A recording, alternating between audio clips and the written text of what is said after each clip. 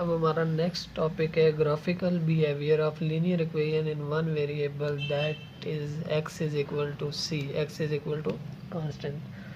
हमने इसका graphical behaviour check करना है, तो इसके लिए सबसे पहले मैं यहाँ पे एक X Y coordinate plane draw कर लेता हूँ। फिर उस पे हम डिस्कस करेंगे कि x is equal to constant कहाँ पे होता है। ये मेरे पास एक एक्स वाई कोऑर्डिनेट प्लान है। अब देखें, सबसे पहले हम यहाँ पे जो दो एक्सेस हैं उन्हें डिस्कस करते हैं। ये एक्स एक्सिस है जो कि हॉरिजॉन्टल लाइन है, और ये वर्टिकल लाइन है जिसे हम वाई एक्सिस कहते हैं। एक्स एक्सिस क्या होता है? एक्स एक्सिस पे हम या तो राइट वर्ड मूव कर रहे होते हैं या लेफ्ट वर्ड मूव कर रहे होते हैं।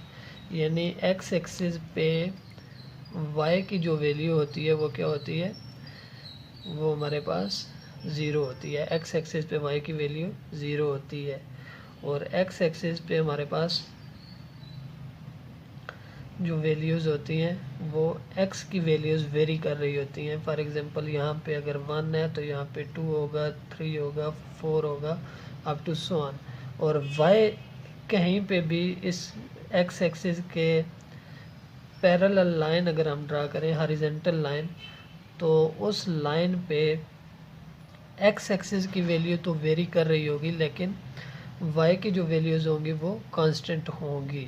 इसी तरह से अगर मैं वाई एक्सिस को देखूं तो वाई एक्सिस या तो अपवर्ड मूवमेंट को कहते हैं या डाउनवर्ड मूवमेंट को कहते हैं।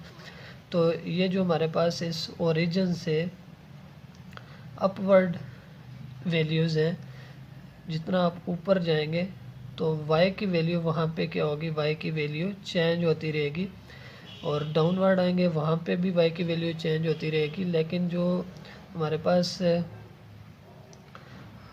वर्टिकल लाइन होती है उस पे x की वैल्यू क्या रहती है? वर्टिकल लाइन पे x की वैल्यू कांस्टेंट रहती है, और हॉरिजॉन्टल लाइन पे जो कि पैरेलल टू x एक्सिस हो वहाँ पे y की वैल्यू कांस्टेंट रहती है। ये कुछ बातें थी जो मैंने आपके साथ डिस्कस कर ली। अब x is equal to C, x is equal to constant. x constant कहाँ पे रहता है? x कांस्टेंट रहता है वर्टिकल लाइन पे जो कि पैरेलल टू y एक्सिस हो। x कांस्टेंट एक ऐसी लाइन है, x is equal to constant is a line parallel to y axis. और इसको हम ड्रा किस तरह से कर सकते हैं? फॉर एग्जांपल ये x is equal to constant ये कहाँ पे लाई करेगी? x is equal to constant को ड्रा करने के लिए मैं यहाँ पे एक एग्जांपल ले लेता हूँ। वो एग्जांपल इस तरह से कहीं पे भी आप ले सकते हैं, कोई भी पॉइंट ले सकते हैं।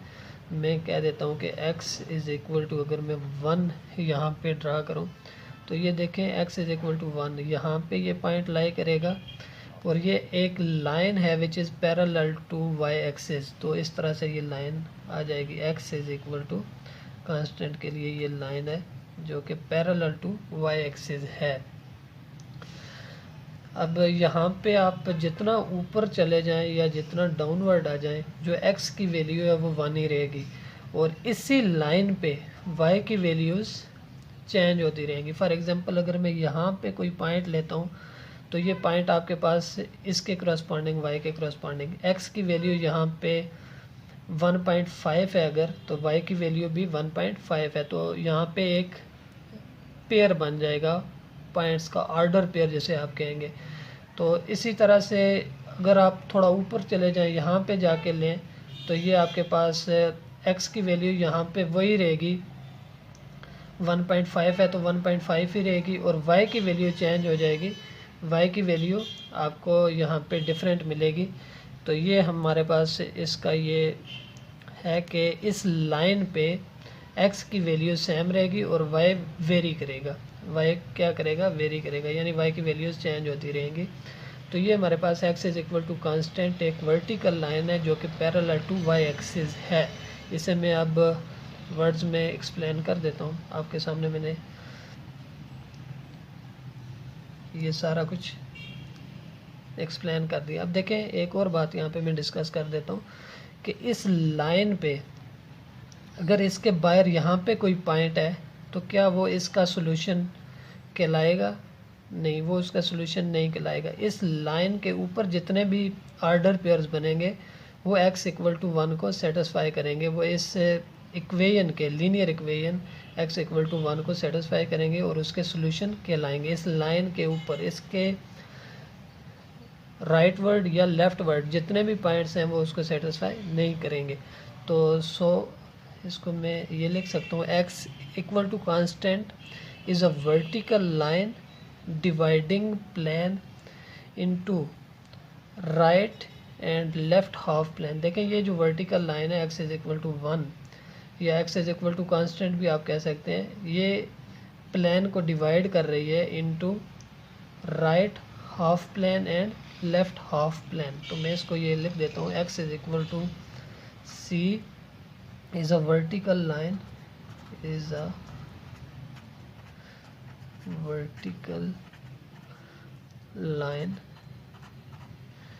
dividing plane into right and left half plane into right and left half plane. ये हमारे पास एक वर्टिकल लाइन है, x is equal to constant is a vertical line dividing plane into right and left half plane. Next हमारे पास graphical behaviour of linear inequality in one variable, that is वो x greater than c, x less than c, और x greater than or equal to c और x less than or equal to c, इस form में हो सकता है। अब यहाँ पे हमने इनइक्वालिटी के लिए ग्राफिकल बिहेवियर इसका चेक करना है, तो वो मैं अगेन यहाँ पे एक X Y coordinate plane draw कर लेता हूँ। फॉर एग्जांपल ये हमारे पास एक एक्स वाई कोऑर्डिनेट प्लान है एक्स वाई। अब यहाँ पे मैं एक एग्जांपल लूँगा, x is greater than or equal to constant के लिए। फॉर एग्जांपल वो इस तरह से हो सकती है, x is greater than or equal to constant को अगर मैं 1 कह देता हूँ तो x is greater than or equal to constant, जिस तरह मैंने अभी पहले यहाँ पे इससे पहले वाली एग्जांपल में x इज़ इक्वल टू 1 के लिए एक वर्टिकल लाइन ड्रा की थी जो कि पैरेलल टू y एक्सिस थी। तो यहाँ पे x is greater than or equal to 1 है, तो इक्वल टू 1 से हमें क्या मिलेगा, बाउंड्री लाइन मिलेगी, जो कि हमने पहले भी ड्रा की हुई थी, उसको हमने डिस्कस किया था कि ये किस तरह से। ये अगर आपके पास x की वैल्यू यहाँ पे 1 है तो x is equal to 1 is a vertical line which is parallel to. अब ये इक्वल टू होने की वजह से हमने ये सॉलिड लाइन ड्रा की है, यहाँ पे इक्वल टू b था, तो x इज़ इक्वल टू 1 तो इस लाइन पे आ रहा है जहाँ पे x की वैल्यू क्या है, सारी लाइन पे x की वैल्यू 1 है। अब x की वैल्यू 1 ही नहीं होनी चाहिए, x is greater than or equal to 1 भी हो और 1 से ग्रेटर भी हो, तो ये सारा सॉल्यूशन किस साइड पे आएगा, 1 से ग्रेटर x की वैल्यूज़, ये जो हमारे पास लाइन है वर्टिकल लाइन, इसके राइट साइड पे सारी x की वैल्यूज़ इस एक्सिस पे ग्रेटर हैं, तो ये लाइन भी, और ये लाइन हमारे पास बाउंड्री लाइन कहलाएगी इस इनइक्वालिटी के लिए। और इसके राइट साइड पे जितना भी ये रीजन आएगा, इसको मैं शेड कर देता हूँ, ये इसका सॉल्यूशन रीजन कहलाएगा। और ये किसको रिप्रेजेंट कर रहा है, ये लाइन, और इसके राइट साइड पे ये shaded portion x is greater than or equal to 1 को रिप्रेजेंट कर रहा है। यानी इस लाइन पे भी जो हमारे पास आर्डर पेयर बनेंगे या यहाँ पे इसके बीच में जितने भी आर्डर पेयर आप बना सकते हैं वो इनफाइनाइटली मैनी होंगे, और ये इसका सॉल्यूशन रीजन कहलाएगा, x is greater than or equal to 1 का सॉल्यूशन रीजन कहलाएगा। इस तरह से हम एक लीनियर इनइक्वालिटी को ग्राफ पे ड्रा कर सकते हैं। तो ये तो मैंने साथ इक्वल टू रखा था, अब मैं एक और एग्जांपल लेता हूँ, चलें वो मैं इसके इस साइड पे लेफ़्ट साइड पे ले लेता हूँ कोई पॉइंट। फॉर एग्जांपल मैं यहाँ पे ले लेता हूँ एक x की वैल्यू, चले मैं कह देता हूँ कि x इज़ लेस देन -2। अब देखें यहाँ पे अगर वैल्यू -1 है, यहाँ पे -2 है, तो सबसे पहले तो हमें x इज़ इक्वल टू -2 के लिए एक बाउंड्री लाइन यहाँ पे ड्रा करनी है। अब बाउंड्री लाइन किस तरह की होगी, यहाँ पे सिर्फ इनइक्वलिटी में लेस देन इंक्लूड है, तो लेस देन होने की वजह से जो हमने बाउंड्री लाइन बनानी है वो डॉटेड होगी, वो सॉलिड नहीं होगी, वो हमने डॉटेड बाउंड्री लाइन बनानी है। Because x is less than 2 का मतलब है कि x -2 का मतलब है कि x की जो वैल्यूज़ हैं वो -2 से लेस होनी चाहिए, नॉट इक्वल टू -2। यानी जो हमारे पास ये जो लाइन बनेगी x इज़ इक्वल टू -2 के लिए, इस लाइन पे ये जो वैल्यू है वो x की value x is less than -2, यहाँ पे ये पॉइंट लाई नहीं करेगा। इसके लेफ़्ट साइड पे जितना भी पोर्शन है इसमें x की वैल्यू लेस देन -2 होगी। x की वैल्यू क्या होगी, लेस देन -2। तो मैं इस वाले एरिए को शेड कर देता हूँ। ये शेडेड पोर्शन किसके लिए, ये शेडेड पोर्शन इस इनइक्वलिटी के लिए, x इज़ लेस देन -2 के लिए। अब यहाँ पे जो पॉइंट होगा वो पॉइंट इस लाइन पे लाई नहीं करेगा, इस लाइन के लेफ़्ट साइड पे जितने भी आपके पास ऑर्डर पेयर्स बनेंगे वो इस पॉइंट में इससे इनइक्वलिटी को सेटिस्फाई करेंगे। तो इस तरह से हम इसको ड्रा कर सकते हैं ऑन ग्राफ। ये हमारे पास इनइक्वलिटी है। अब इससे हमें क्या पता चला, इससे हम ये लिख सकते हैं जिस तरह मैंने x इक्वल टू सी के लिए लिखा था, वर्टिकल लाइन है, तो इसके लिए मैं लिख सकता हूँ। सो ये जो हमारे पास चारों इनइक्वलिटीज़ हैं, x is greater than c और x is less than c और x इज़ ग्रेटर देन और इक्वल टू c और x इज़ लेस देन और इक्वल टू c, इनके बारे में क्या कह सकते हैं, ये किसको रिप्रेजेंट कर रही हैं, रिप्रेजेंट्स ए रीजन। यहाँ पे एक लाइन को ये रिप्रेजेंट नहीं कर रही, ये एक रीजन को रिप्रेजेंट कर रही है, जो कि जो हमारे पास लाइन है उसके लेफ़्ट साइड पे भी हो सकता है, राइट साइड पे भी हो सकता है। रिप्रेजेंट्स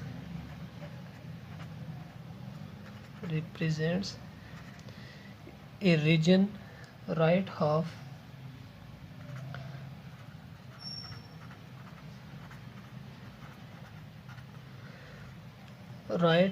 प्लेन और left half plane, right half plane और लेफ्ट हाफ प्लेन, उस बाउंड्री लाइन जिसकी बाउंड्री लाइन हमारे पास जो होगी वो होगी x is equal to C, plane whose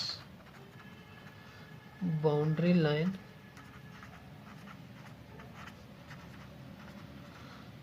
line is x is equal to C which is called, ये जो x is equal to C है जहाँ पे बाउंड्री लाइन है, ये क्या कहलाती है, ये एसोसिएटेड फॉर्म कहलाती है, विच इज़ कॉल्ड एसोसिएटेड और corresponding equation of all four inequalities, which is called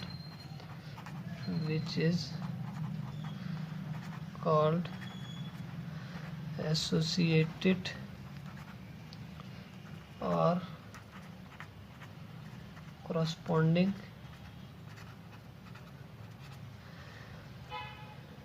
equation of all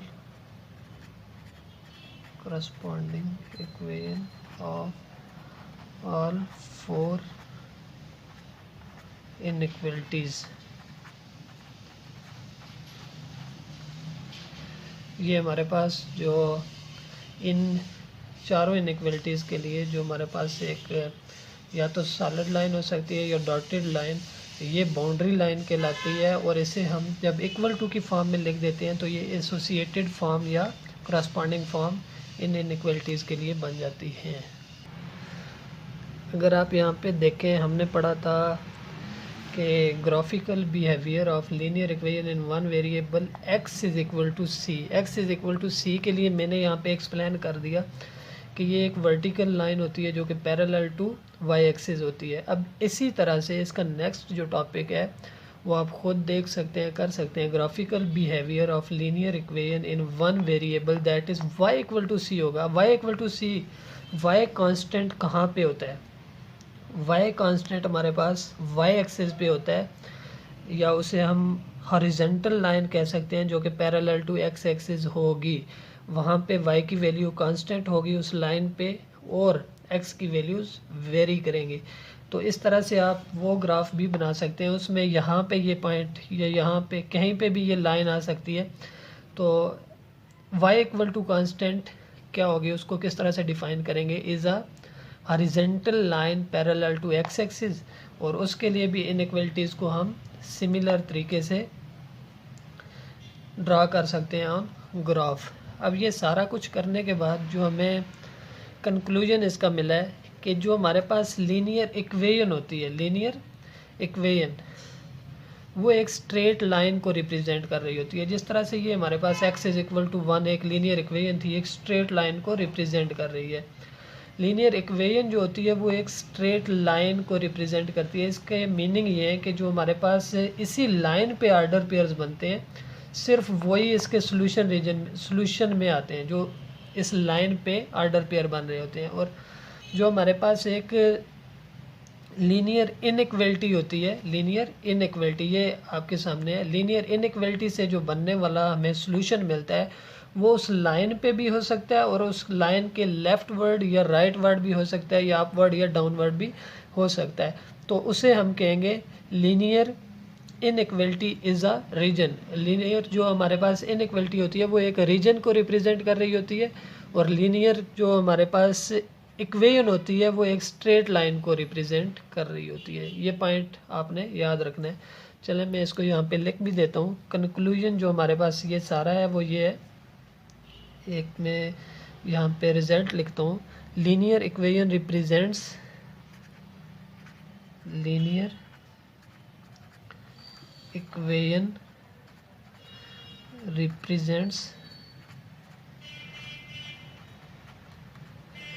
represents a straight line,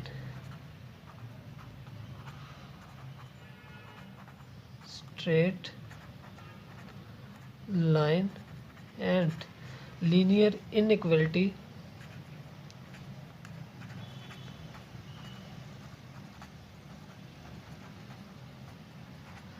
represents